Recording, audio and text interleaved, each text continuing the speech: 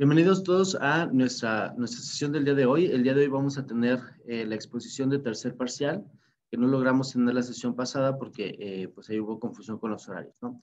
Desde el día de hoy vamos a ver estos 4 temas: el desarrollo de salud en México, el desarrollo en vías de comunicaciones y carreteras, el de la industria energética y el de tratados comerciales.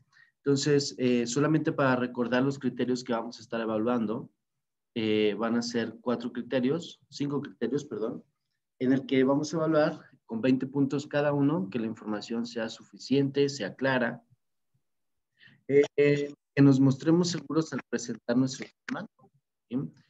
Que el tiempo sea de por lo menos sus 20 minutos, ¿sí? O cerca pues de los 20 minutos, que el trabajo en equipo se haya desarrollado correctamente, que bueno, tenemos ahorita la situación de que acaba de llover un poquito fuerte, entonces si alguno de sus compañeros no logró entrar a exponer, digamos, su parte o la parte que le haya o que le hayan asignado, pues para exponerle, pues que algún otro de sus compañeros que sí esté presente, pues pueda salir a explicarnos el tema, ¿no? Y finalmente, pues que hagan un cierre de presentación claro, que nos den alguna conclusión acerca de su tema. Ojalá que pudieran tener alguna criterio de decir estuvo bien, estuvo mal, o hacia dónde piensan que va a evolucionar este tema de los desarrollos. Y finalmente, pues, la suma de todos estos nos dará nuestro 100% de calificación. ¿Okay? ¿Dudas, preguntas acerca de los criterios de evaluación? Bien. No. Ninguno. Perfecto. Si no hay preguntas, le pedimos entonces al equipo 1 que nos ayude a exponer nuestro primer tema del día de hoy. Un momento, se está abriendo la presentación. Sí, adelante.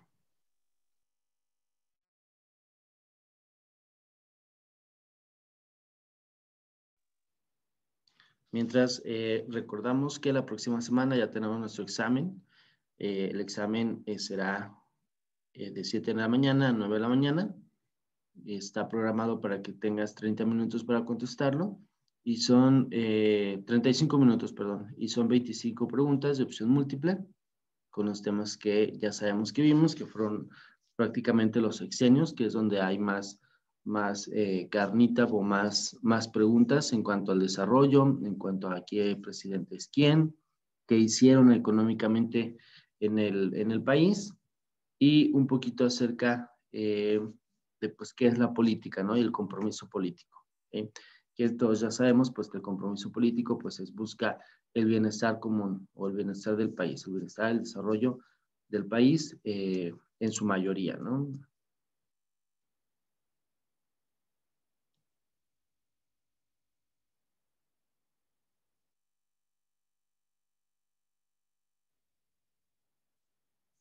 Entonces esperamos al equipo 1. Ya. Sí, ya se ve, ahora sí. Muchísimas gracias, equipo 1. Ok.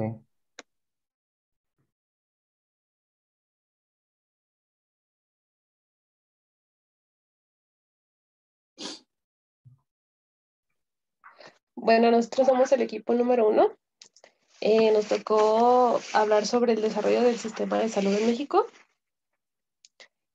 Y pues nuestro equipo está conformado por mí, su servidora, por Vero, por Erika, por Gabo y por Kevin. Sistema de salud mexicano. Es el conjunto de entidades públicas, federales, estatales, del sector social y privado, que presentan servicios de salud a la población que reside en el territorio mexicano, establecidos después de la reforma a la Ley General de Salud Mexicana de febrero de 1984.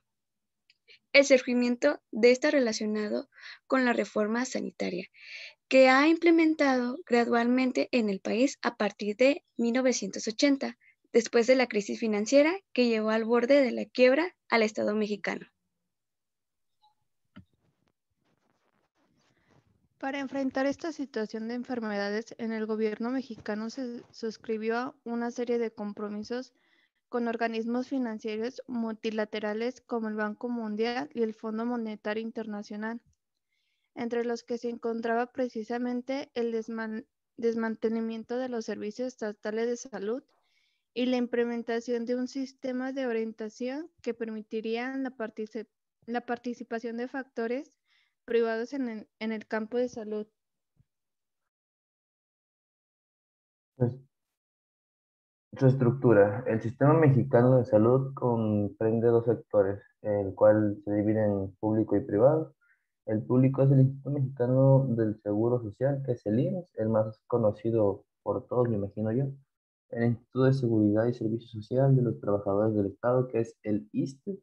Petróleos Mexicanos, que es Pemex, que también conoce la mayoría. Secretaría de Defensa, la Sedena, Secretaría de Marina, Secretaría de Salud, Servicios Estatales de Salud, programas del IMSS y Seguro Popular de Salud, que según yo, por lo que encontramos de datos, es casi de los que, aunque más se usan, menos se conocen. En los privados tenemos que el sector privado comprende a las compañías aseguradoras y los prestadores de servicios que trabajan en consultorios, clínicas y hospitales privados, incluyendo los prestadores de servicios de medicina alternativa. IMSS. El IMSS cuenta con un régimen obligatorio que protege a la mayoría de sus afiliados y también cuenta con un régimen voluntario. Para el régimen obligatorio, este tiene ya 5 ramas que son de la protección social. La primera sería el seguro de enfermedad y maternidad. La segunda sería el seguro de riesgos de trabajo. La tercera, el seguro de invalidez y vida. Cuarta, el seguro de retiro y vejez. Y la quinta, que es como la más general, es las prestaciones sociales, el seguro de guardería y otros. Para el seguro de enfermedades y maternidad, este avala que garantiza la protección médica, quirúrgica, farmacéutica y hospitalaria desde el primer nivel hasta el tercer nivel, ayudando con la lactancia y los subsidios de incapacidades temporales. Las personas que no son asalariadas pueden establecer un convenio con el IMSS, con el fin de, aunque no tengan, por ejemplo, que estén registradas directamente, ellos pueden dar una parte, un apoyo económico para obtener los beneficios del seguro sobre este mismo que les mencioné, que es el de enfermedades y maternidad.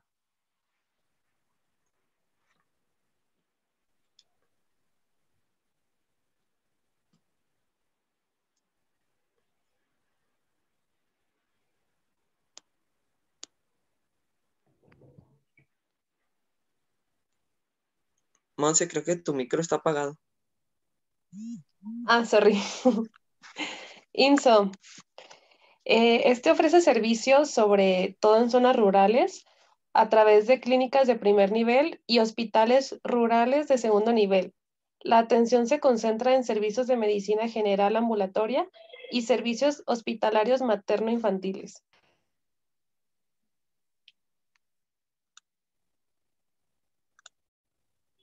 ISSSTE. Sus siglas significan Instituto de Seguridad y Servicios Sociales de los Trabajadores del Estado. Estos son para los empleados del gobierno, desempleados y sus familias. Esto cuenta con un conjunto de beneficios similares a los que ofrece el IMSS. Seguro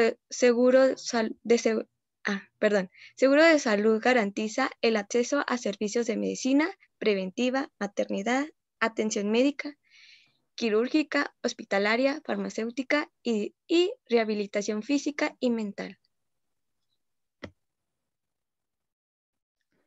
Los asegurados de Pemex, Sedena y Semar cuentan con beneficios parecidos a los del ISSSTE, del IMSS e ISSSTE, incluyendo atención médica, quirúrgica y hospitalaria de primero, segundo y tercer niveles, cobertura farmacéutica y de rehabilitación, seguro por riesgo de trabajos, jubilación e invalidez.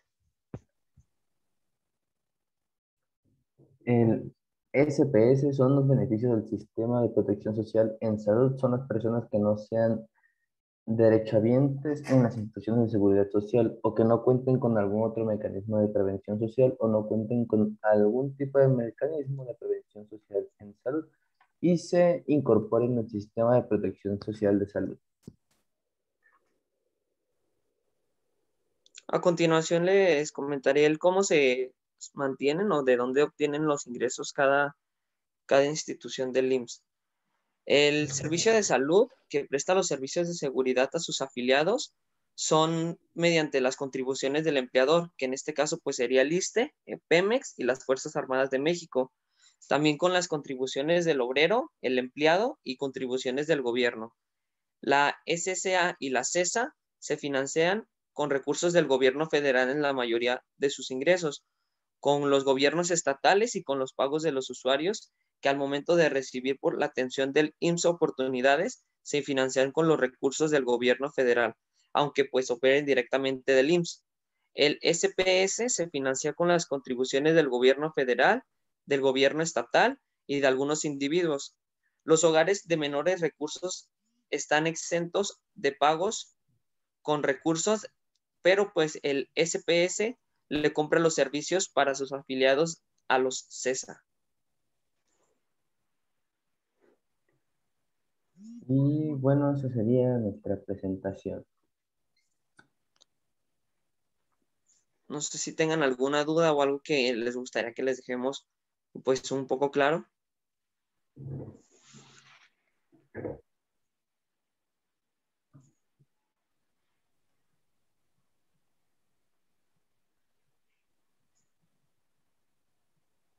¿Ninguna duda?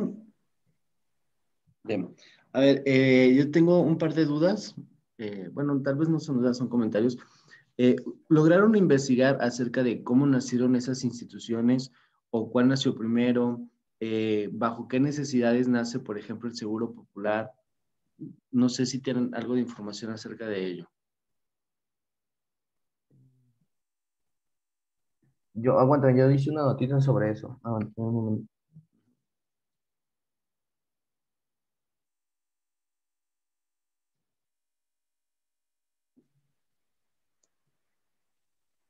Sobre el por qué se crearon, estos se empezaron a crear por la cuestión de que el comprarlas en instituciones ya privadas o más bien pues se podrían decir que en pequeñas farmacias, por así llamarlo, el medicamento solía ser muy escaso y al momento de tenerlos o encontrarlos era muy caro y pues no es lo mismo que estuvieras comprando tu medicamento en una privada que lo que sería hoy en día a tener como el apoyo de tus aportaciones o del pues el patrón ya en un local, por llamarlo así, que es el IMSS más grande, el cual pues se supone que tiene que contar con todos los suministros en un menor precio o en su mayoría como pues el seguro lo debe aportar ya gratis. Por eso es la necesidad en la cual se dio la creación de estos afiliados.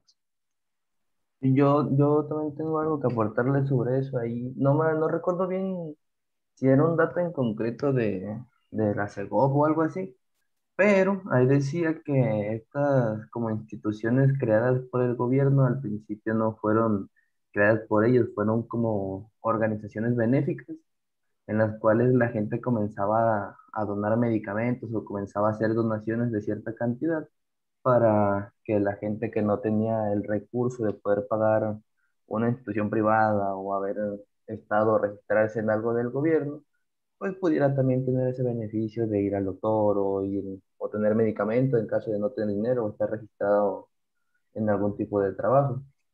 Y se crearon, si no mal recuerdo, en 1917. A partir de ese año comenzaron a hacerse los primeros, como, no sé cómo decirles, pero son como las primeras instituciones gratuitas para las personas que no tenían ese presupuesto de pagar algo privado. Ok, ok. ¿Qué más? ¿Qué más? Ustedes, como conclusión, ¿qué opinan acerca del sistema de salud? Que tiene, bueno, que está bien y que está mal en cierto punto, porque a pesar de que es gratis, bueno, no a pesar que es gratis, mucha parte de eso es muy ineficiente, está muy mal manejado.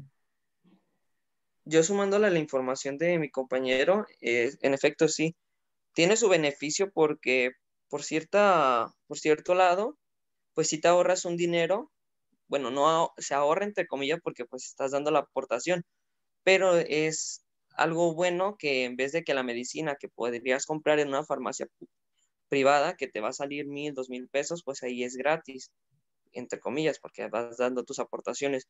Pero sí tiene mucha deficiencia en su atención, principalmente la atención en el tiempo de las citas que normalmente te la dan ya después de varios meses y pues realmente la enfermedad la tienes ya y esperarte varios meses es afectarte.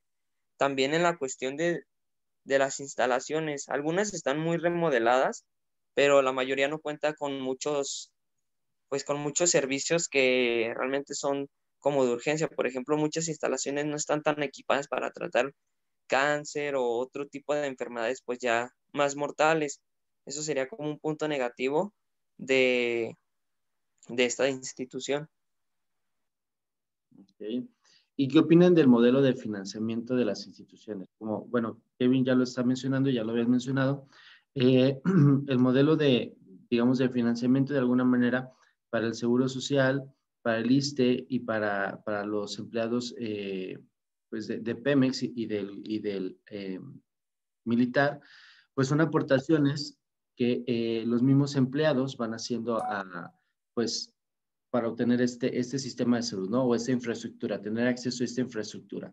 Además, puedes afiliarte voluntariamente. ¿Qué es esto? Pues que tú puedes pagar tu cuota como si pagaras un seguro de gastos médicos, ¿no? Es como si estuvieras pagando a Seguros Monterrey, ¿no? Entonces, tú pagas tu cuota, digamos, tu póliza, pues, para estar inscrito en estos, por lo menos en el Seguro Social y en el ISSSTE, y que te atiendan, ¿no? Pero, ¿qué opinan al respecto, por ejemplo, como la forma de financiamiento del seguro popular? ¿Creen que esté bien que tú de tus impuestos, además de que estás pagando tu seguro social, pues que parte de tus impuestos se vaya a una institución gratuita, a la que a lo mejor las personas que no trabajan y que no tienen forma de pagarlo, tus impuestos se vayan a esta institución que es teóricamente gratuita? Pues es Pues que yo es un siento, tema. Habla, yo no habla. lo voy a mentir, yo Pues yo siento diría que que sí está está bien. bien. Ajá. Bueno, yo en parte de mi opinión siento que está bien, porque pues, quiera o no, en la mayoría de personas en México, aunque pues a escuchar feo, no tienen esos recursos como para pagarse ellos mismos sus medicamentos o sus tratamientos. Entonces, quieras o no, das un aporte pequeñito para alguien que no tiene. Ok. ¿Qué opinan los demás?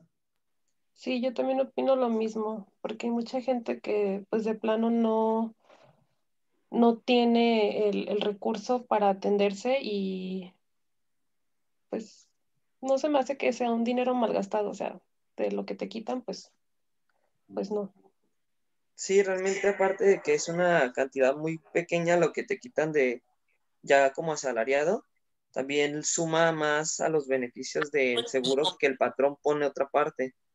Y también contemplando que pues tienen varios ingresos ya de los gobiernos estatales, municipales y de todos los trabajadores, bueno, de todos los empresarios también le suman y también bueno, el financiamiento que se hace de manera voluntaria es más por las personas que son pues autoempleados, que son de empleos informales, que no son empresarios, pero que también quieren dar pues a sus empleados o a sí mismo sus aportaciones y eso pues es algo que les suma, que teóricamente es gratis, pero pues no está de más apoyar indirectamente a las personas que lo necesitan.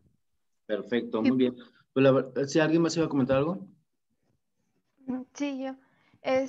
Y pues también hay que considerar, profe, que actualmente en el sector salud, pues también los ingresos cada vez que dan se van reduciendo. Entonces, pues si se puede tratar de ayudar en esa parte, no creo que esté mal. Bien, perfecto. La verdad es que me gusta escuchar eso, o sea, porque finalmente todos funcionamos como sociedad, ¿no? O sea, finalmente todos convivimos en la misma ciudad, a lo mejor en el mismo municipio, en la misma colonia, y de repente somos poco empáticos con lo que está sucediendo enfrente, ¿no? Y digo enfrente por decir un lugar, ¿no?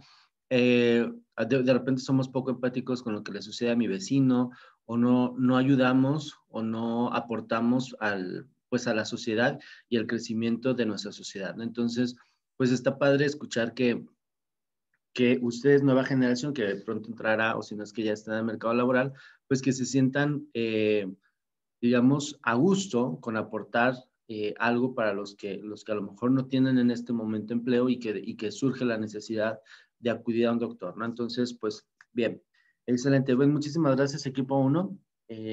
Vamos ahora con el equipo 2.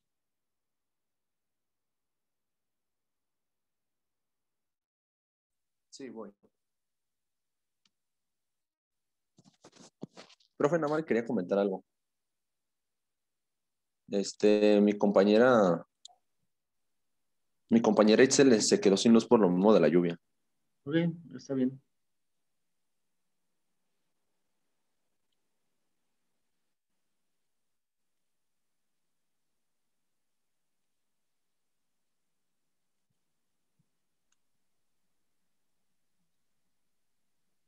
Bueno, nosotros somos el equipo 2. Nos tocó el desarrollo de las vías, carreteras y comunicaciones.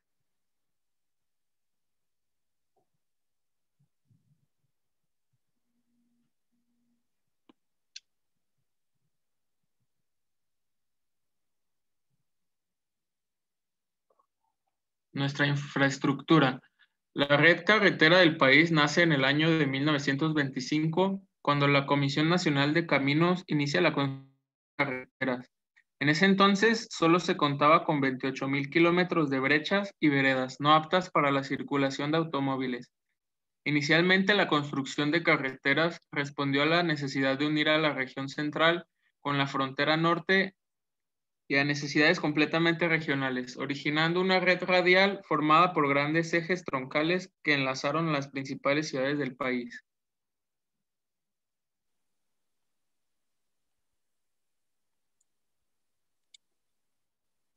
La visión se tenía dotar al país de un sistema carretero de gran cobertura, calidad y seguridad, que incremente la competitividad.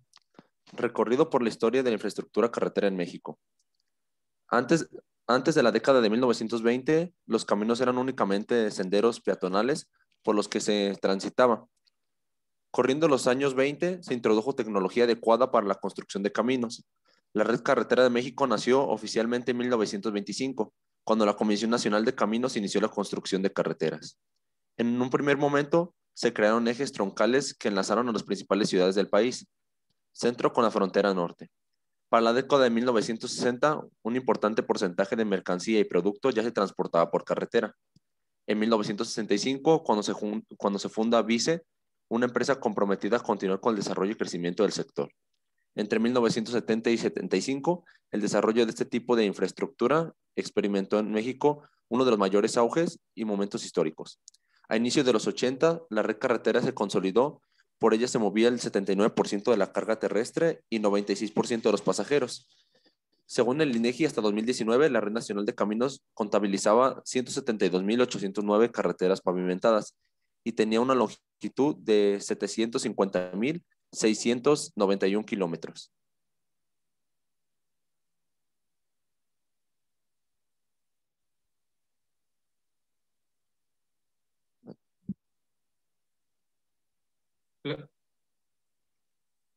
Es importante mencionar que el funcionamiento de una carretera contempla su construcción, conservación, mantenimiento y rehabilitación. Las empresas con amplia experiencia en la industria tienen claro este proceso y por ello ofrecen servicios y productos que abarcan cada una de estas etapas.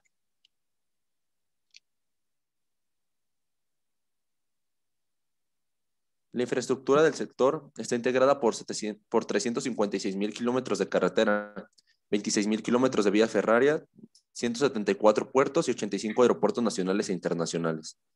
Mediante esta infraestructura se moviliza la totalidad de la carga comercial y los pasajeros transbordados en nuestro país, a través de los distintos modos de transporte: carretero, aéreo, marítimo, ferroviario y multimodal. Nuestra situación actual de la infraestructura carretera en México. La Red Nacional de Carreteras cuenta con más de 356.000 kilómetros de longitud, de los cuales más de 40.000 kilómetros integran la Red Federal Libre de Peaje y cerca de 8.500 kilómetros la Red Federal de Cuota. Existen 58 cruces y puentes fronterizos, de los cuales 32 puentes y 21 cruces se encuentran en la frontera norte y 4 puentes y un cruce a la frontera sur. Al día de hoy, el 80% de la Red Federal Libre de Peaje se encuentra en estado bueno y aceptable. Si bien el país cuenta con una extensa red, el ritmo de crecimiento de la inversión pública y privada no ha sido suficiente para satisfacer las necesidades de transporte de la población y potenciar al máximo las actividades productivas del país. De igual forma, la cobertura y accesibilidad de esta infraestructura se encuentra aún por debajo de los estándares competitivos a nivel internacional. Por ejemplo, la densidad carretera y ferroviaria está por debajo de países desarrollados e incluso de países por un nivel de desarrollo similar al nuestro. Nuestra red carretera nacional. Aquí vemos que contamos con 374.262 kilómetros, la red federal con 49.102, alimentadores estatales 80.774, caminos rurales 169.072, brechas mejoradas 75.314, la red federal libre de peaje 40.643, autopista de cuota 8.459, concesionadas y estatales de cuota 4.390 kilómetros, red Capufe 4.069, de 2 carriles 1.280 y 4 o más carriles 2.789. Este es un mapa de las vías de comunicaciones. Las líneas verdes y que parecen un poco rosa son todas las carreteras y caminos que existen dentro del país. La Secretaría de Comunicaciones y Transportes.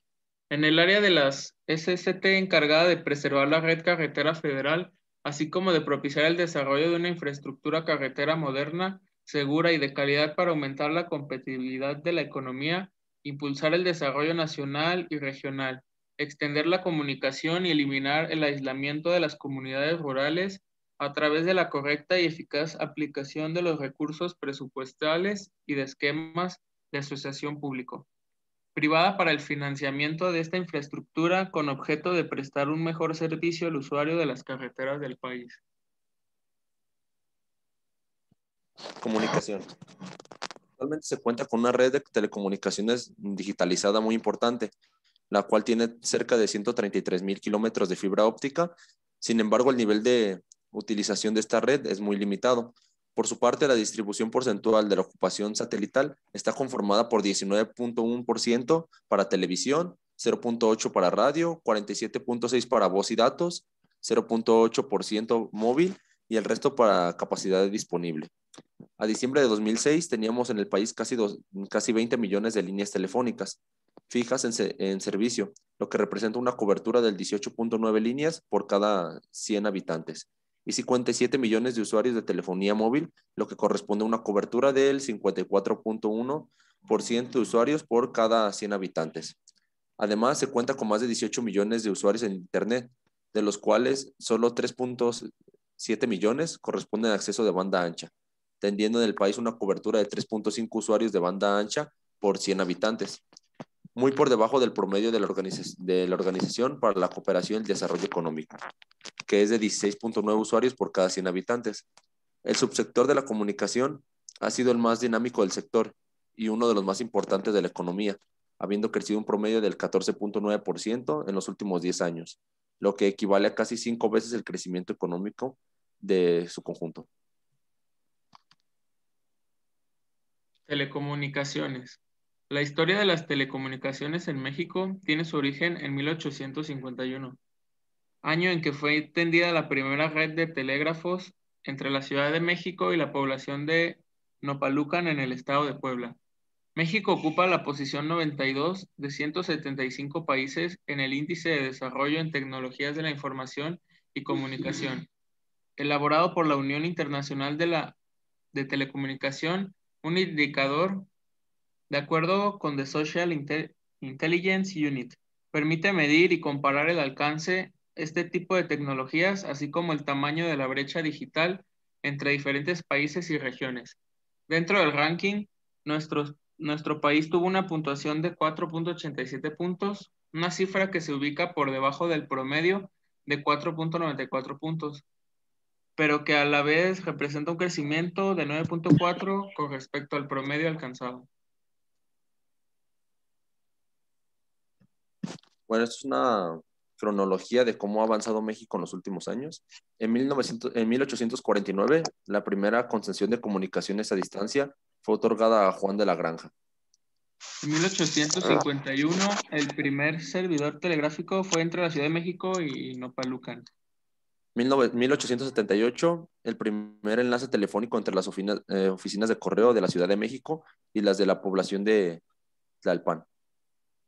En 1881, el presidente Manuel González expidió la ley que establece las bases para la reglamentación del servicio de ferrocarriles, telégrafos y teléfonos. En 1883, la primera conferencia telefónica internacional fue entre Matamoros, Tamaulipas, Brownsville y Texas. En 1906, México participó en la Convención Radiotelegráfica Internacional celebrada en Berlín. 1912, Convención Radiotelegráfica Internacional en Londres, estuvo dirigida a la seguridad de la vida humana en el mar. En 1917, la Constitución Política de los Estados Unidos Mexicanos incluyó a la radiotelegrafía como una excepción a la prohibición de monopolios contemplada por el artículo 28. 1921, inició la radiotelegrafía en México. En 1926 se expidió la Ley de Comunicación Eléctrica que preveía el concepto de comunicaciones eléctricas, dentro de las cuales está la telegrafía, radiotelegrafía, telefonía, radiotelefonía y cualquier otro sistema de transmisión y recepción, con hilos conductores o sin ellos, de sonidos, signos o imágenes. 1931, se publica la Ley sobre Vías Generales de Comunicación y Medios de Transporte. En 1938, la Mexicana y Mejiric presentaron un plan de interconexión y realizaron cambios a la numeración de sus suscriptores con miras a la futura interconexión. 1947, se construyó Teléfonos de México S.A., Telmex. En 1954, la primera transmisión de televisión por cable, el cable se instalaba cruzando la frontera entre México y Estados Unidos. 1960, se publicó la Ley Federal de Radio y Televisión, LFR y TV. En 1975, se inicia la construcción de la Red Federal de Microondas. 1977, la Comisión Nacional de Espado Exterior dejó de existir. En 1985, los primeros satélites mexicanos, el Morelos 1 y el Morelos 2, fueron lanzados al espacio. 1989, el presidente Carlos Salinas de Gortari anunció la desincorporación de Telmex 64 y en preparación a la privatización, el 10 de agosto de 1990, se modificó su título de concesión. En 1995, se reformó el artículo 28 de la Constitución en lo relativo a comunicación vía satélite, esta vez para permitir la participación del sector privado al pasar de ser un área estratégica a una prioritaria.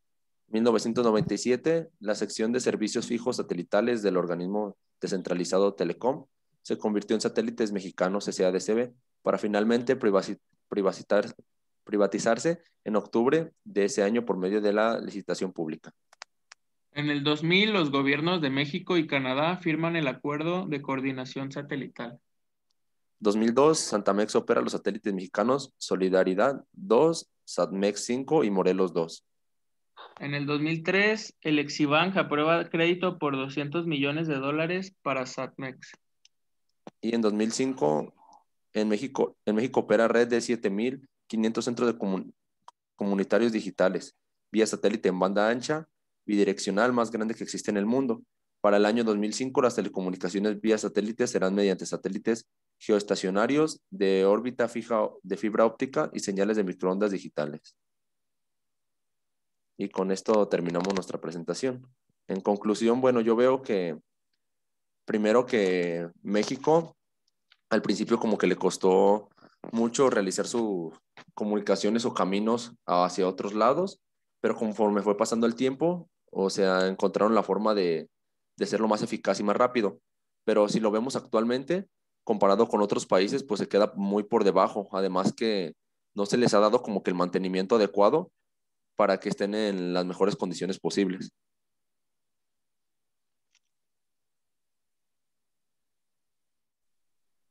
Ok, muy bien.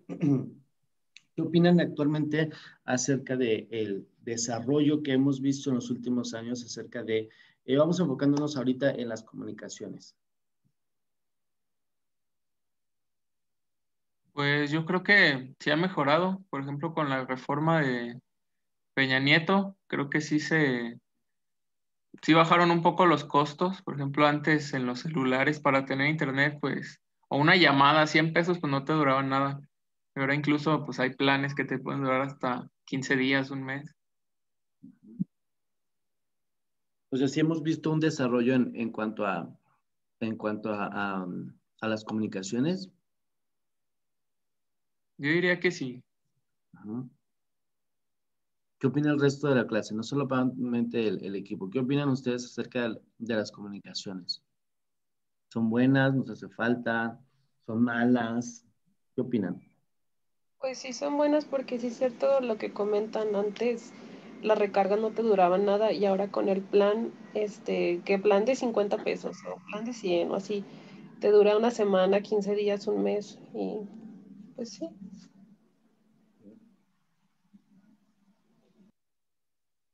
¿Creen ustedes que deberíamos movernos hacia otro sistema de comunicaciones? Y me refiero, por ejemplo, a que utilicen los proveedores de servicio fibra óptica, por ejemplo. Yo creo que sí, porque daría un mejor servicio para las personas que cuentan con algún medio de comunicación y como que sería más fácil y sencillo ampliarlo. Okay.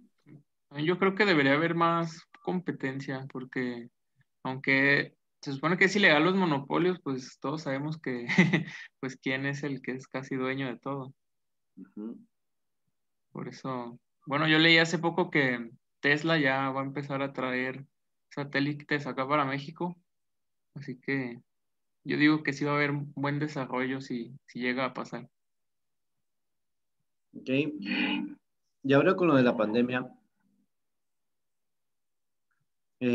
pienso pues que la parte de las comunicaciones, digamos que brincó mucho la necesidad pues o la falta de desarrollo que tenemos en el sentido de como dicen ustedes, los proveedores de servicio, ¿no?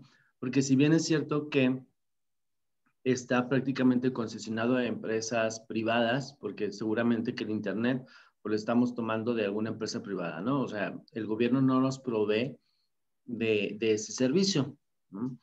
Sin embargo, pues ahora con la pandemia creo que fue muy latente el hecho de que efectivamente, aunque en nuestro círculo, ¿sí? Y ahora sí empezamos a hablar acerca de la sociedad, en nuestro círculo, bueno, ahora es que me voy a escuchar a lo mejor como muy Andrés Manuel, pero dentro, hablando desde el privilegio, pues a lo mejor tuvimos el acceso a Internet, el acceso a las comunicaciones, el tener un teléfono en tu mano, y es que este teléfono además tenga acceso a la información, a internet, datos, etcétera. Pero creo que sí expuso mucho a comunidades en las cuales pues apenas se les llega la luz y el agua potable, ¿no? Entonces el hecho de sacar adelante el ciclo escolar, por decirlo, que fue el mayor impacto donde más nos dimos cuenta que hacen falta este tipo de infraestructuras, pues ahí fue donde nos dimos cuenta que México todavía le hace falta mucha infraestructura en el sentido de comunicaciones, ¿no? Eh, Acerca de las carreteras, ¿cómo ven ustedes que estamos actualmente comunicados? ¿Cómo lo sienten? ¿Estamos bien? ¿Nos falta? Yo siento que está bien, pero que, o sea, actualmente sí están, pues serían muy jodidas, o sea, no les dan el mantenimiento necesario y también es por eso que ocurren tantos accidentes. ¿Alguien le ha tocado, para todos, alguien le ha tocado intentar llegar a un pueblito que tengan familiar o etcétera y que no haya, no haya acceso de algún camino o carretera? No sé si los demás, pero se trabó cuando dijo en un pueblito y ya. Ah, ok. Decía que sí, alguien se ha enfrentado al hecho de que no haya acceso a algún pueblito por medio de camino o alguna carretera. Sí, a mí. Ujú. ¿Dónde fue eso? En Poncitlán, ahí en San Jacinto, hay un pueblito, bueno, no tiene, pues, como quien dice así, totalmente construido de calles, pero pues sí hay acceso, se podría decir. Ok. También. Ajá. ¿Llevas a decir algo? Sí, a mí también, en el Conde, Amado Nervo el Conde, allá para, ay, se me fue el nombre, pero igual no es como un camino, pues es la gente que hizo la brechita para que entraran al rancho ese. Ujú, ok. Entonces, sí nos hace falta, pues, de alguna manera, pues, esta conexión, ¿no? Para que estos pueblitos o estas rancherías, pues, tengan también acceso a los servicios, ¿no? De repente, conocemos rancherías que la forma de obtener agua es con tambos y llega una pipa cada semana, cada tercer día, y llena los tambos y es así como tienen el acceso pues al agua potable y por agua potable me refiero pues agua para el baño, agua para asearse, agua para el uso común, ¿no? Cuando yo estaba en la prepa, nos mandaban de misiones a a la Sierra de Durango y también me tocó conocer pueblitos o me tocó ir a un pueblito, dos pueblitos en los que era una brechita y la gente, así como tú lo dices, Monse, pues la gente hizo el caminito, pues, o sea, de tanto pasar, pues ya había un camino. No es que el gobierno hubiera apoyado, pues, para quitar parte de la selva o parte, en este caso, pues, de bosque y poder llegar a las rancherías. Entonces, en un tramo que realmente era corto, la camioneta en la que nos llevaban hacía 16 horas, ¿no? Entonces, era como muy pesado y volvemos, o sea, todavía nos falta desarrollo. Estamos hablando de eso hace 16, 17 años, pues que ojalá ya tengan acceso, ojalá el gobierno ya haya tenido manera de abrir camino, pero a lo que voy es cómo todavía nos hace falta y a pesar de que han pasado muchos años desde que el gobierno empezó con esta reforma de las comunicaciones y de las carreteras, pues todavía nos falta un buen camino por recorrer, ¿no? Decían en la exposición, estamos muy por debajo de otros países que incluso tienen el mismo tipo de desarrollo que México. Todavía nos falta mucho crecer nuestra línea de carreteras y caminos, ¿va? Bien, pues muchísimas gracias al equipo. Vamos con el siguiente equipo, el equipo número 3.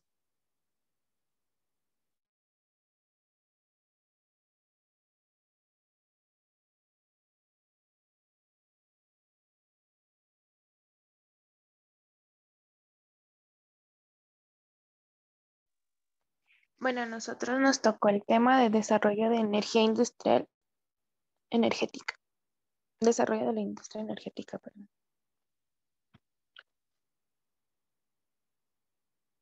Historia petrolera. En 1783 surgen reales ordenanzas para la minería de la Nueva España, que determinaban que toda riqueza extraída del suelo mexicano pertenecía a la Real Corona Española. En 1892, tras varias disputas por buscar la autonomía, se promulga el Código del Minero de la República Mexicana, que consiste que solo el dueño del suelo puede explotarlo, perdón. En 1901 nace la Ley del Petróleo y se dan permisos a empresas y particulares para explotar terrenos del país en busca de crudo. En 1933, este año surge la primera iniciativa de la empresa petrolera nacional y se crea la compañía Petróleos de México S.A. Petromex. En 1938, el presidente Lázaro Cárdenas decreta la expropiación de la industria petrolera con el fin de nacionalizarla. El mismo año se crea Pemex. En 1989, Pemex crea Petróleos Mexicanos Internacional para organizar de manera efectiva comercio internacional del producto.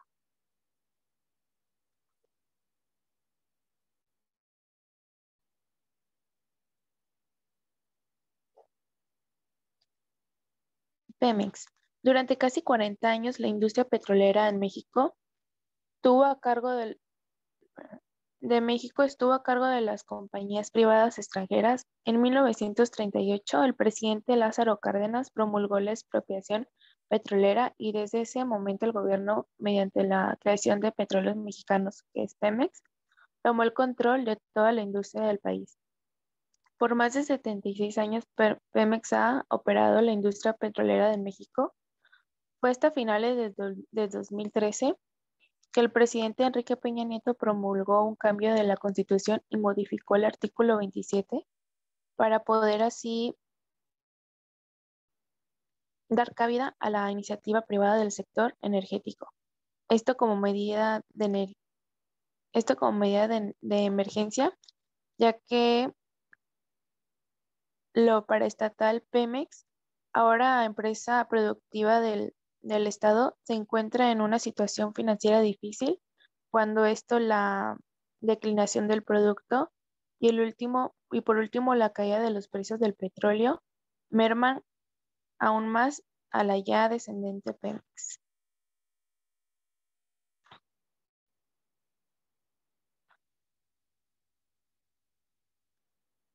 La reforma energética. La reforma energética en México se da como una solución para mantener e incrementar la producción petrolera, ya que se requieren grandes inversiones de capital y tecnología. El futuro de México con la reforma energética es muy prometedor. Los resultados no son inmediatos. Para empezar a producir hidrocarburos se requiere de no menos 3 años.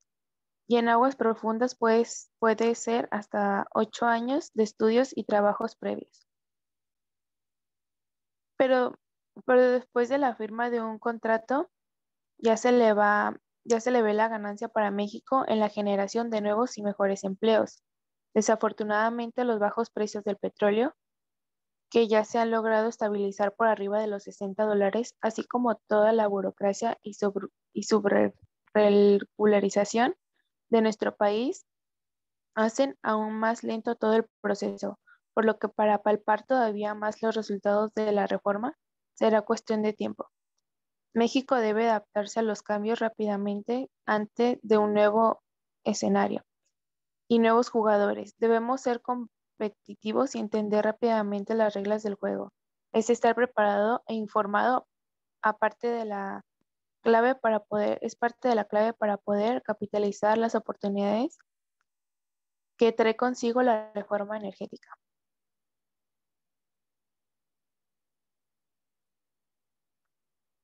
Apertura gradual del mercado de gasolinas. El petróleo mexicano controla el 100% del petróleo obtenido del suelo del territorio nacional a partir del marzo de 2017. Se inició el proceso de liberación de las gasolinas. Este permite a empresas nacionales y extranjeras utilizar su combustible, además poder comercializarlo con la marca de su preferencia. El petróleo es y seguirá siendo un producto muy importante para la economía del país.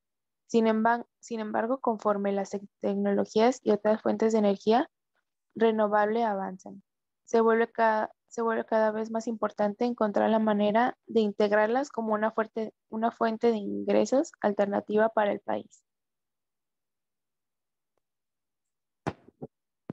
Historia del gas natural. El gas natural se originó hace millones de años como producto de la descomposición de las plantas y animales que fueron atrapados en el interior de la tierra, bajo gruesas capas de fuego, arena y todo, como otros combustibles fósiles. El gas natural se encuentra atrapado entre las formaciones rocosas. El gas natural se encuentra generalmente en depósitos donde pueden encontrarse también petróleo y agua. El gas natural es una mezcla de hidrocarburos compuesta principalmente por el metano con proporciones variables de otros hidrocarburos, como etano, propano, butanos, pentanos y gasolina natural, y de contaminantes diversos. Se encuentra en yacimientos en solución o en fase gaseosa con el petróleo crudo, gas asociado, o bien en yacimientos que no contienen aceite, gas no asociado. El gas natural para el desarrollo de México. El gas natural es un factor de crecimiento y desarrollo de la economía. En el caso de México, el gas natural no solo es utilizado para la generación de más de la mitad de la electricidad del país, sino también es uno de los principales insumos del sector industrial. México es una economía manufacturera y exportadora. Una adecuada oferta energética es la clave para el crecimiento del país y la generación de empleo. Y sin duda, el gas natural va a jugar un papel fundamental en la oferta energética. La reserva del gas natural. En el 2020, la reserva del gas natural de la compañía petrolera mexicana, Petróleos Mexicanos Pemex, alcanzaron los 19 billones de pies cúbicos, lo que representó un decremento en el 57% en comparación de las reservas reportadas por el Paraestatal Mexicano de 2010.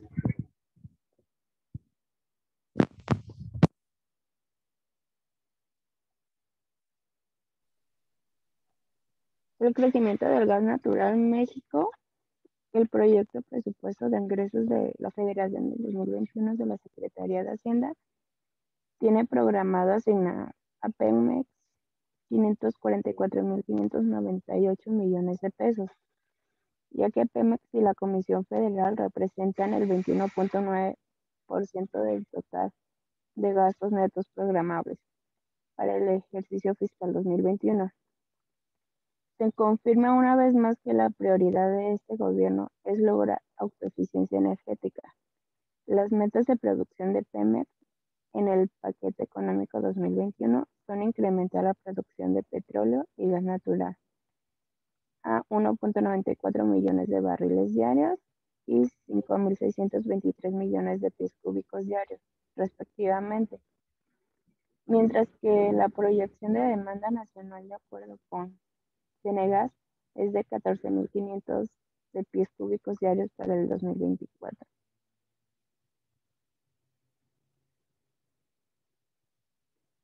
La historia de la electricidad en México comenzó en el año 1879 con la instalación del primer generador en León, Guanajuato, en una fábrica textil llamada La Americana. Esta planta da inicio a la historia eléctrica del país. Poco después de la instalación de la primera planta eléctrica, el crecimiento de las plantas de electricidad continuó a gran velocidad. La electricidad ofrecía beneficios que las máquinas de vapor no podían ofrecer, como el manejo del cableado eléctrico es mucho más sencillo que el manejo de las complicadas y peligrosas tuberías de gas, así permitiendo un manejo menos complicado y más eficiente que las máquinas de vapor. La Comisión Federal de Electricidad. En 1937 México tenía 18.3 millones de habitantes, de los cuales únicamente 7 millones contaban con electricidad. Proporcionaban con serias dificultades por 3 empresas privadas. Para poder resolver esta situación que no permitía el desarrollo del país, el gobierno federal creó el 14 de agosto de 1937 la Comisión Federal de Electricidad, que tendría por efecto organizar y dirigir un sistema nacional de generación, transmisión y distribución de energía eléctrica, basado en principios técnicos y económicos, sin propósito de lucro y con la finalidad de obtener un costo mínimo, el mayor rendimiento posible en beneficio de los intereses generales. y la ley promulgada fue en la ciudad de Mérida, Yucatán, el 14 de agosto de 1937 y fue publicada en el Diario Oficial de la Federación el 24 de agosto de 1937.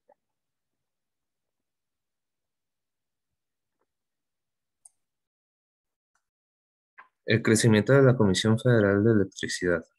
El primer gran proyecto hidroeléctrico se inició en 1938 con la construcción de los canales, caminos y carreteras, de lo después se convirtió en el sistema hidroeléctrico Ixtapantongo, en el Estado de México.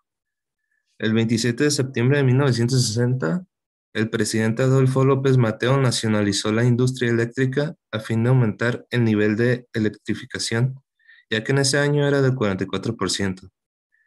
Al finalizar esa década, se superó el reto de sostener el ritmo de crecimiento al instalarse entre 1970 y 1980 centrales generadoras que dieron una capacidad instalada de 17.360 megawatts. A inicios del año 2000 se tenía ya una capacidad instalada de generación de 35.385 megawatts, cobertura del servicio del servicio eléctrico del 94.70% a nivel nacional, una red de transmisión y distribución de 614.653 kilómetros, lo que equivale a más de 15 vueltas completas a la Tierra y más de 18.6 millones de usuarios, incorporando casi 1 millón cada año. A partir de octubre del 2009, la Comisión Federal de Electricidad es la encargada de brindar el servicio eléctrico en todo el país. En 2013 se promulgó la reforma energética y en el 2016 se divide la Comisión Federal de Electricidad en 9 empresas subsidiarias y 4 filiales. Inician las subastas en el mercado eléctrico mayorista. Actualmente, septiembre de 2020, cuenta con 335.195 torres de transmisión y subtransmisión, 110.187 kilómetros de longitud de línea de cables y 2.236 subestaciones de potencia y 50.808 kilómetros de longitud de la red nacional de comunicaciones. Cable de fibra óptica tiene 16 gerencias divisionales de distribución y 1.269 centros de atención a clientes.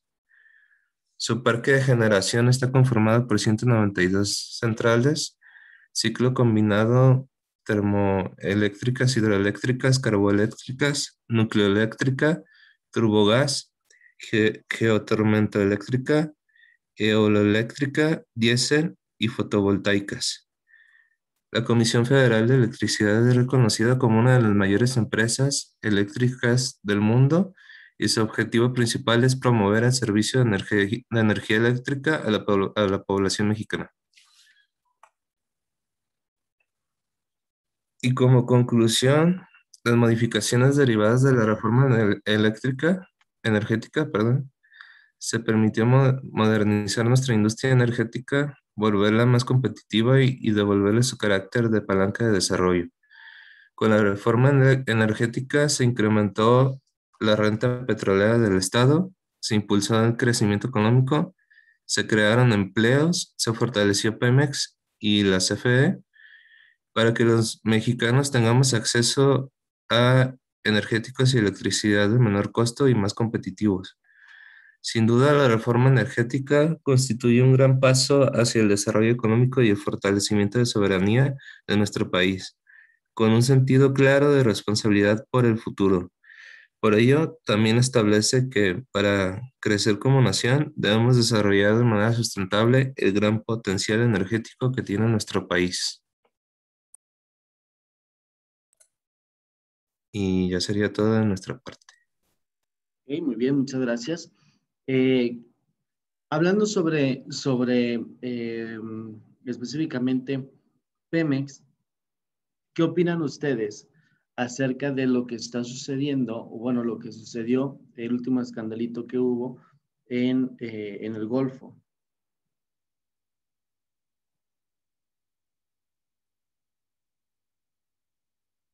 ¿Estamos enterados o le estoy hablando de algo que no sabemos? La fuga de petróleo en el... Ajá, el incendio pues en pleno océano.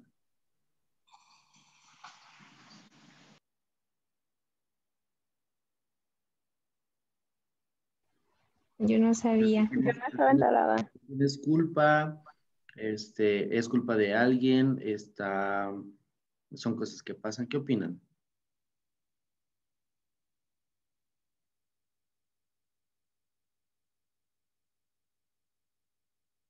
¿Quién es responsable? ¿Se tienen que hacer responsables?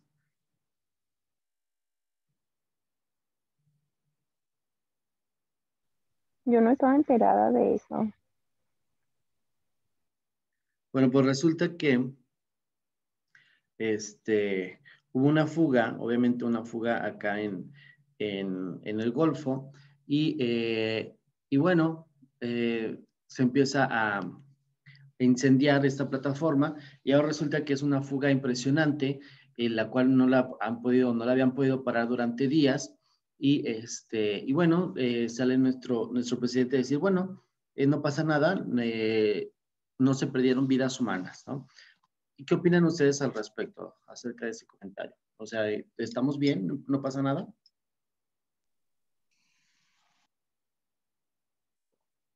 ¿Qué opinan los demás? No solamente el equipo. No, pues es contaminación pues, para las aguas y para los animales los peces que ahí habitan y todo.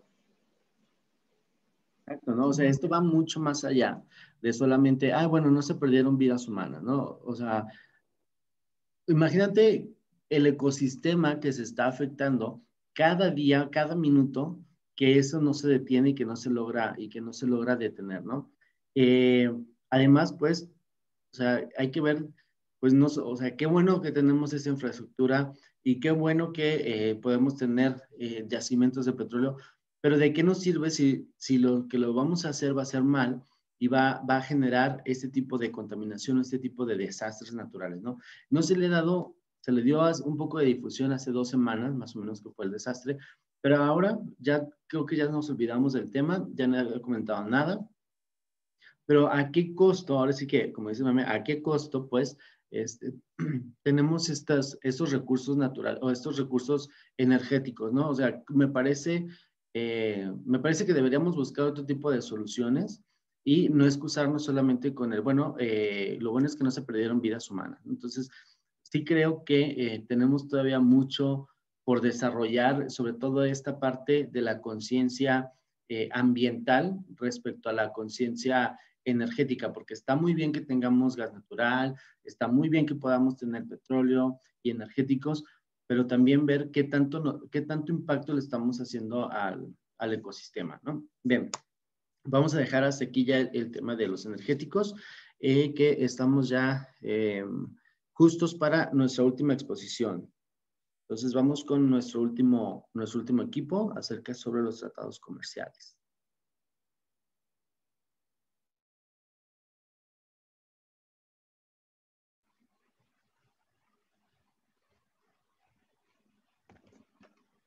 Pues a nosotros nos tocó el desarrollo de los tratados comerciales. Y primero comenzamos con ¿qué es?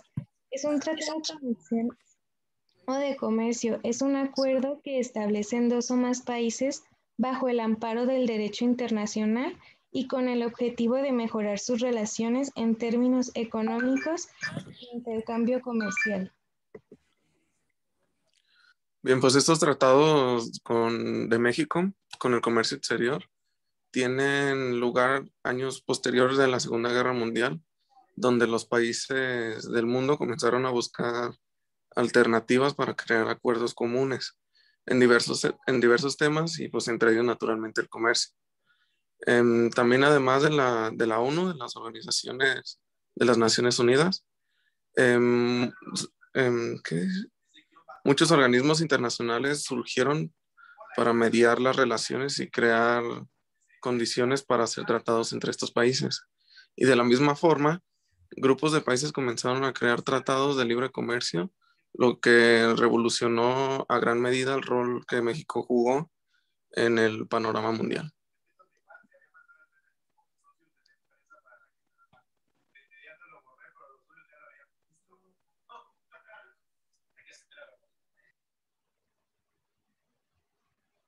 Tratados de Libre Comercio de México y Comercio Exterior Moderno. Un punto de inflexión importante para México fue el Tratado de Libre Comercio de América del Norte, el cual firmó con Estados Unidos y Canadá hace ya 25 años y recientemente fue renovado y es conocido como el TEC-MEC, el cual entró en vigor el 1 de julio del 2020. Es así como México sigue desarrollando su posición como la 21ª economía más compleja del mundo y un importante punto de encuentro para exportadores e importadores del mundo. México cuenta 13 tratados de libre comercio suscritos en 50 países, 32 acuerdos para la promoción y protección recíproca de las inversiones con 33 países, 9 acuerdos de alcance limitado en el marco de la Asociación Latinoamericana de Integración, ALADI, y es miembro del Tratado de Asociación Transpacífico. Tratados de libre comercio. Son acuerdos comerciales vinculantes que suscriben 2 o más países para acordar la concesión de preferencias arancelarias mutuas y la reducción de barreras no arancelarias al comercio de bienes y servicios, pues cabe destacar que estos son los beneficios que se obtienen en los comercios y pues establecen reglas para realizar el intercambio de productos y de servicios, eliminando los obstáculos en las importaciones y las exportaciones. Bien, pues algunos objetivos que tienen estos tratados son el eliminar las barreras que afecten el comercio entre las zonas que han firmado el tratado, el promover las condiciones para una competencia justa, el incremento de oportunidades de inversión, proporcionar una protección adecuada a los derechos de propiedad intelectual,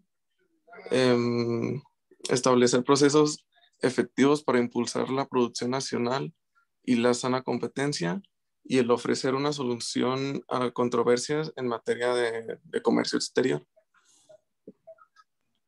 La importancia de los tratados de libre comercio internacional forma parte de una estrategia comercial a largo plazo que se busca consolidar mercados para los productos y servicios con el fin de desarrollar una oferta exportable y competitiva, a su vez genere más y mejores oportunidades para los mercados nacionales. La experiencia muestra que los países que más han logrado desarrollarse en los últimos años son aquellos que han incorporado exitosamente el comercio internacional, ampliando de manera el tamaño del mercado para sus sectores empresariales. Tratados de libre comercio. Algunos especialistas sostienen que esta apertura económica inició en 1986. Ha sido fundamental para superar las distintas crisis financieras. Para los críticos de los acuerdos afirman que muchos beneficios anunciados con estos tratados no existen e incluso aumentó la dependencia de la economía mexicana a la estadounidense, lo que se pretendía evitar con la diversificación de relaciones comerciales. Los tratados que tiene México, pues primero es el Tratado de Libre Comercio México-Bolivia, que entra en vigor el 1 de enero de 1995. Su fecha de publicación en el Diario Oficial de la Federación fue el 11 de enero de 1995 y su objetivo es establecer una zona de libre comercio con reglas claras y transparentes en beneficio mutuo en materia de comercio e inversión.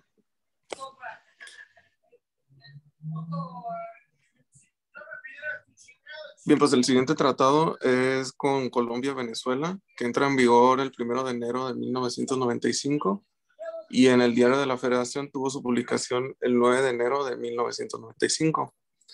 El objetivo de este tratado fue crear un espacio libre de restricciones, prevalecer el libre flujo de mercancía, la libre competencia, normas técnicas, calidad de los productos y el crecimiento económico continuo, además de ampliar los vínculos comerciales y económicos entre los países signatarios. Otro tratado de libre comercio es entre Estados Unidos y Canadá, que rige en vigor el 1 de enero de 1994 y fue publicado el 20 de diciembre de 1993, el cual su objetivo es formar una zona de libre comercio establecida de reglas claras y permanentes para el intercambio comercial, que permita el incremento de flujo comercial e inversión, así como nuevas oportunidades de empleo y mejores niveles de vida. Otro de los tratados es el México-Costa Rica. Entró en vigor el 1 de enero de 1995 y su fecha de publicación fue el 10 de enero de 1995. Su objetivo es crear una zona de libre comercio, impulsando el proceso de integración regional y continental. El Tratado de Libre Comercio México-Nicaragua entró en vigor el 1 de julio de 1998, al igual que fue su publicación. Su objetivo fue estimular la expansión y diversificación comercial, eliminar las barreras al comercio y facilitar la circulación de bienes y servicios, promover condiciones de competencia leal en el comercio, aumentar sustancialmente las oportunidades de inversión, proteger y hacer valer adecuadamente y efectivamente los derechos de propiedad intelectual. Bien, pues el siguiente es México-Chile, que entra en vigor el 1 de agosto de 1999 y su fecha de publicación en el DOF es el 28 de julio del 99. Y el objetivo de este tratado fue liberalizar la zona comercial a partir del 1 de agosto de 1999 a través del Tratado de Libre Comercio, crear procedimientos eficaces para la aplicación y cumplimiento del tratado, su administración conjunta y solución de controversias. El Tratado de Libre Comercio de México-Israel entra en vigor el 1 de julio del 2000 y fue publicado el 28 de junio del 2000. El objetivo es establecer una zona de libre comercio para intensificar el comercio y la economía por medio de la liberación de gravámenes y restricciones a los importantes originarias de los países signatarios. Otro tratado de libre comercio es en México y la Unión Europea. Países participantes: Alemania, Austria, Bélgica, Dinamarca, España, Finlandia, Francia, Grecia, Holanda, Irlanda, Italia, Luxemburgo, Portugal, Reino Unido, Suecia, Chipre, Eslovenia, Malta, República Checa, Hungría, Polonia, Estonia, Eslovaquia, Letonia, Lituania. Entró en vigor el 1 de julio del 2000 y su fecha de publicación fue el 26 de julio del 2000. Objetivo del tratado: fomentar el desarrollo de los intercambios de bienes y servicios, liberalizar preferencial, progresiva y recíprocamente el comercio de bienes y servicios, dinamizar la actividad comercial y económica, incrementar las oportunidades y alianzas estratégicas para la empresa mexicana. El Tratado de Libre Comercio México-Triángulo del Norte, que sus países participantes es El Salvador, Guatemala y Honduras, pues entró en vigor el 15 de marzo del 2000 y con Honduras el 1 de junio del 2001. Fecha de publicación fue el 14 de marzo del 2001 y su objetivo fue establecer una zona de libre comercio que permita avanzar en el fortalecimiento de la integración entre México y Centroamérica. El siguiente tratado fue con la Asociación Europea, donde los países que participaron fue la República de Islandia, el Reino de Noruega, el participado de Liechtenstein y la Confederación de Suiza. Entró en vigor el 1 de julio del 2001. La fecha de publicación en el DOF fue el 29 de junio del 2001 también. Y el objetivo de este tratado fue crear un espacio comercial en un contexto de integración multinacional a través del establecimiento de una zona libre de comercio para la apertura de oportunidades externas del desarrollo. El otro tratado es México-Uruguay. Entró en vigor el 15 de julio del 2004 y fue publicado el 14 de julio del 2004.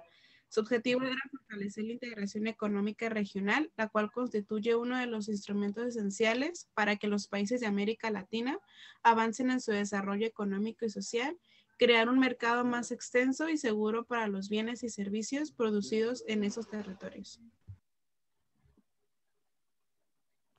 Otro tratado de libre comercio es México-Colombia. Entró en vigor el 2 de agosto del 2011 y su fecha de publicación en el DOF fue el 27 de julio del 2011. El objetivo del tratado: facilitar el intercambio comercial y responder a los cambios en los procesos productivos y la localización de la proveeduría de insumos en la región. Se modifica el nombre del Tratado de Libre Comercio por Tratado de Libre Comercio entre los Estados Unidos Mexicanos y la República de Colombia. El tratado entre México, Estados Unidos y Canadá, como el que se llamaba el TLCAN, cambió a TEMEC.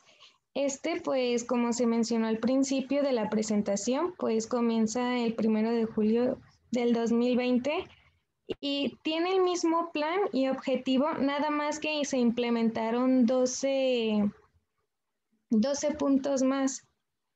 Algunos dicen que tiene unos beneficios diferentes y que afectan, pero otros dicen que pues no.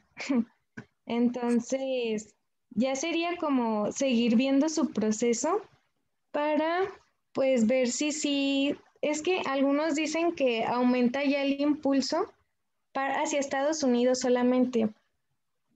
Entonces es por lo cual lo ven y dicen que fue afectado. Ventajas. Bueno, los tratados de libre comercio traen consigo los beneficios que están relacionados no solo con aspectos de tipo comercial, sino que son positivos para la economía en conjunto porque permiten reducir y en muchos casos eliminar las barreras arancelarias y no arancelarias del comercio. También contribuyen con el comercio económico y a mejorar la competencia de las empresas, dado que es posible disponer de materia prima y maquinaria a menor costo. Otra de las ventajas es que facilitan el incremento de flujo de inversión extranjera directa al otorgar certidumbre y estabilidad en el tiempo de los inversionistas. Ayudan a convertir igualdad de condiciones en otros países que han logrado ventajas de acceso mediante acuerdos comerciales similares, fomentar la creación de empleos derivados de una mayor actividad exportadora. También uno que no mencionamos aquí, pero es de que antes el tratado que estaba el TLCAN era de que se dejaba así tal cual todas las condiciones y todo lo que imponía y ya con el TEMEC es que ya cada 6 meses se va a estar evaluando si va mejorando o algo, porque dicen que la economía va avanzando muy rápido, entonces quieren que avance igual que la economía de los 3 países. Desventajas. No todos los sectores de la economía se benefician de igual manera con los tratados de libre comercio. Hay sin duda productos de mayor sensibilidad en el proceso de negociación que deben ser protegidos con determinados mecanismos de defensa comercial. Los efectos negativos sobre ciertos productos también pueden atenuarse y de mejor manera si se toman las medidas adecuadas para impulsar su competitividad o en todo caso incentivar las actividades con mayor potencial de crecimiento. Pues en conclusión, la inevitable evolución que ha sufrido el comercio exterior en México ha sido por una serie de factores que obligaron a la economía en conjunto a cambiar de dirección. Una de las principales preguntas que surge es, ¿para qué sirve un tratado de libre comercio? ¿Qué motivos tuvo la economía mexicana para cambiar? Después de haber realizado ese trabajo, podemos encontrar muchos beneficios, pero también desventajas por estos tratados. Inclusive hay que ver que se crearon para lograr una mejor consolidación de nuestro país, pero seguimos siendo una economía dependiente de Estados Unidos. Y era algo que se trataba de evitar. Algo más sería que, aún perteneciendo a tratados con países tan desarrollados, no alcanzamos la eficiencia que ellos presentan, posiblemente por la escasez de algunos recursos, que sería recomendable trabajar más en ello, porque sí vemos hasta que México es un poquito más excluido que los demás países. Y pues esta sería nuestra presentación.